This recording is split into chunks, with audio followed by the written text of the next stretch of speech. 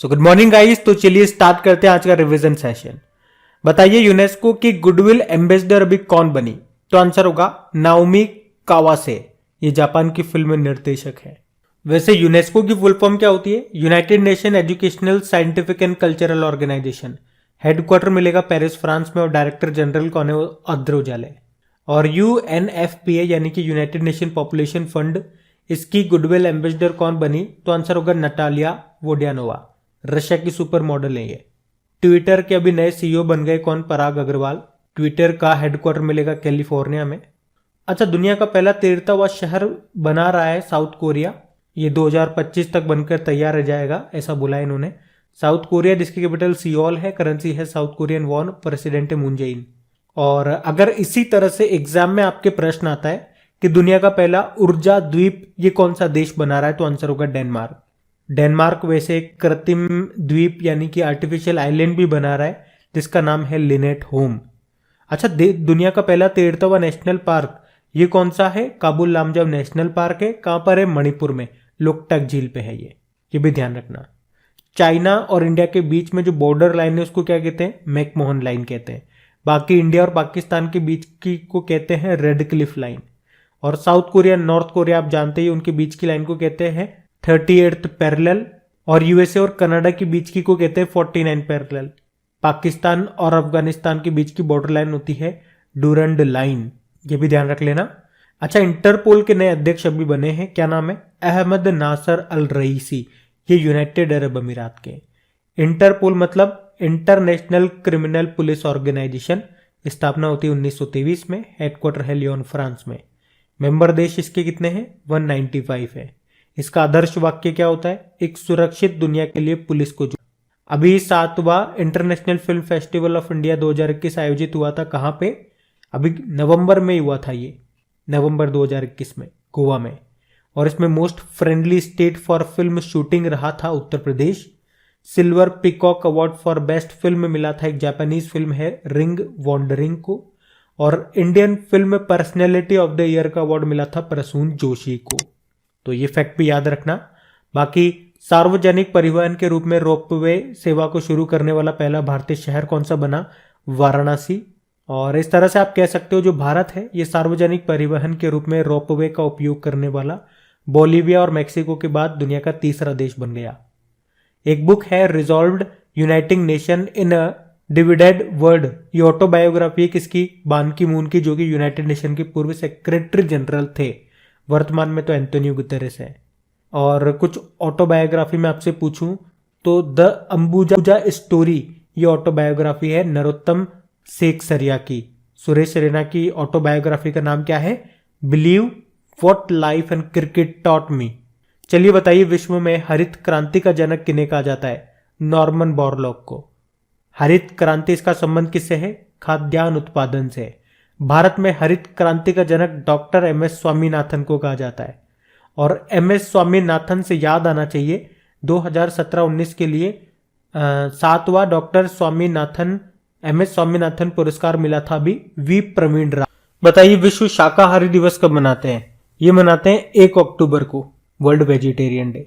वैसे एक world vegan day भी होता है जो 1 नवंबर को मनाते हैं। विश्व सुनामी जागरूकता दिवस कब मनाया जाता है? 5 नवंबर को। एक विश्व समुद्र दिवस भी होता है जो सितंबर के लास्ट थर्सडे को मनाते हैं।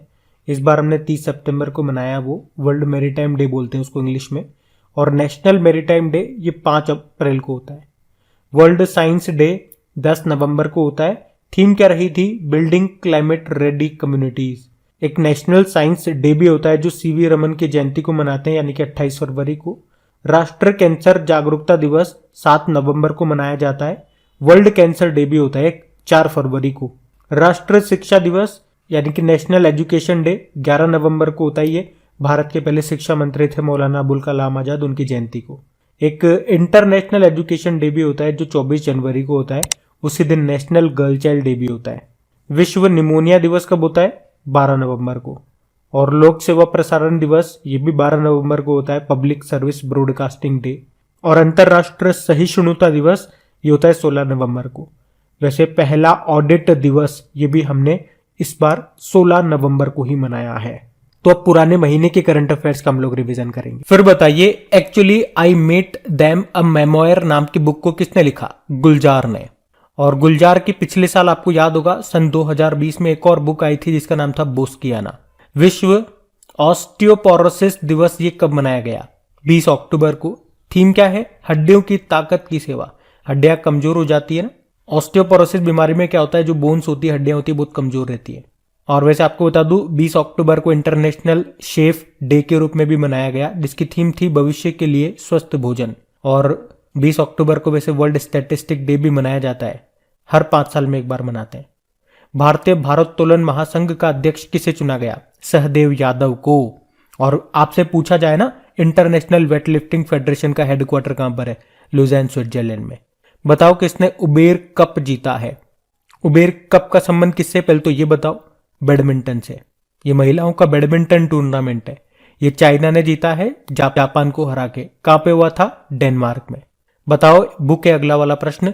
Sir Syed Ahmad Khan reason revision and nation नाम की बुक को लिखा? शेफी किदवई ने। अगला है, मुख्यमंत्री राशन आपके द्वार योजना को शुरू करने की घोषणा की? मध्य प्रदेश ने। किसने भारत के भू स्थानिक ऊर्जा मानचित्र को लॉन्च किया? नीति आयोग ने। इंग्लिश में बोलेंगे इसे geographical information system map of India. किस देश के द्वारा विश्व प्रसिद्ध कैम्ब्रियन पेट्रोल अभ्यास आयोजित किया गया? तो आंसर होगा यूके।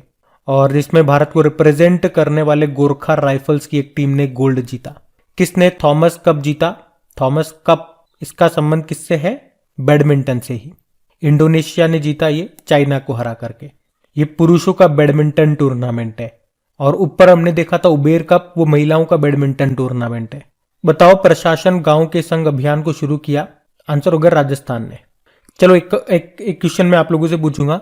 अभी जो सुशासन सप्ताह, गुड गवर्नेंस वीक हमने मनाया 20 से 25 दिसंबर तक, उसकी थीम क्या रही? ये बताओ आप। बताओ किसने यूनेस्को का मार्शल आर्ट शिक्षा पुरस्कार 2021 जीता? कुंग फू नन ने। स्टार्स इन माई स्काई नाम की बुक को लिखा? दिव्या दत्ता ने। और 2021 वैश्विक खाद्य सुरक्षा सूचकांक में भारत कौन से स्थान पर रहा? ग्लोबल फूड सिक्योरिटी इंडेक्स में 71 नंबर पे। जेम्स पैटिनल ने अंतरराष्ट्रीय क्रिकेट से संन्यास ले लिया। उनका संबंध किस देश से है? ऑस्ट्रेलिया से। 2021 BNP Paribas open tennis tournament का आयोजन कहां पे किया गया? यूएसए में। और इसे इंडियन वेल्स मास्टर्स भी कहते हैं, याद रखना इस टूर्नामेंट को। और इसमें मेन सिंगल का टाइटल जीता कैमरून नॉरी ने और वुमेन सिंगल का जीता पोला बडोसा ने। बताओ अमेरिका के पहले अश्वेत विदेश मंत्री का निधन हो गया, क्या नाम था? Colin Powell. और अभी यूएसए के पहले अश्वेत रक्षा मंत्री कौन बने थे? लॉयड ऑस्टिन बने थे। यहाँ पे अभी विदेश मंत्री कौन है? एंटनी ब्लिंकन है।